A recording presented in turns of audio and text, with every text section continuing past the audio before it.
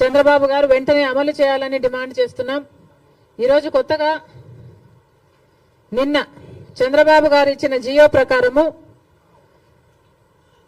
అమ్మకి వందనం అనే పథకం,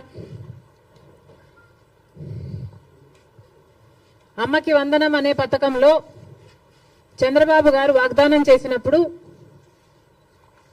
ప్రతి తల్లికి ఎంతమంది బిడ్డలుంటే అంతమంది, ఒకరుంటే 15,000 వస్తుంది, ఇద్దరుంటే 30,000 వస్తుంది, ముగ్గురుంటే 45,000 వస్తుంది, నలుగురుంటే ఏకంగా 60,000 వస్తుంది అని చంద్రబాబు గారు ఊదరగొట్టి మరీ క్యాంపెయిన్ చేశారు.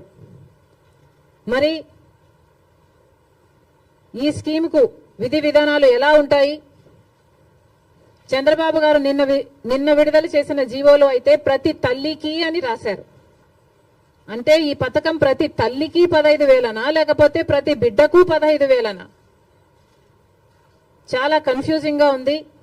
ఈ సాక్షి పత్రిక అయితే ప్రతి తల్లికి 15,000 మాత్రమే, అంటే ఒక్కరికే ఇస్తారు, తల్లికి ఇస్తారు, ఒక బిడ్డకు చొప్పునే ఇస్తారు, మిగతా వాళ్ళకందరికీ ఎగనామం పెడతారు అని సాక్షి రాయడం జరిగింది. మరి చంద్రబాబు గారు దీనికి క్లారిటీ ఇవ్వాలి. ఈ పథకం వర్తిస్తున్నది ప్రతి తల్లికి 15,000 లేకపోతే ప్రతి బిడ్డకు 15,000?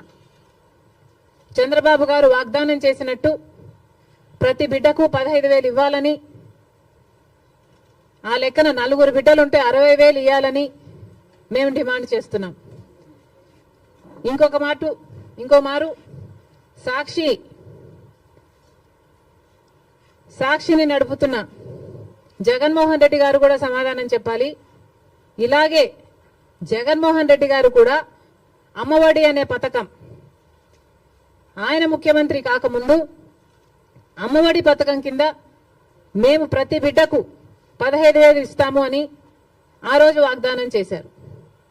తర్వాత ముఖ్యమంత్రి అయ్యారు జగన్మోహన్ రెడ్డి గారు, ప్రతి బిడ్డకు 15,000 ఇవ్వలేదు, ఒక్క బిడ్డకు మాత్రమే. అంటే ప్రతి తల్లికి 15,000 అన్నట్టుగానే జగన్మోహన్ రెడ్డి గారు కూడా వ్యవహరించారు.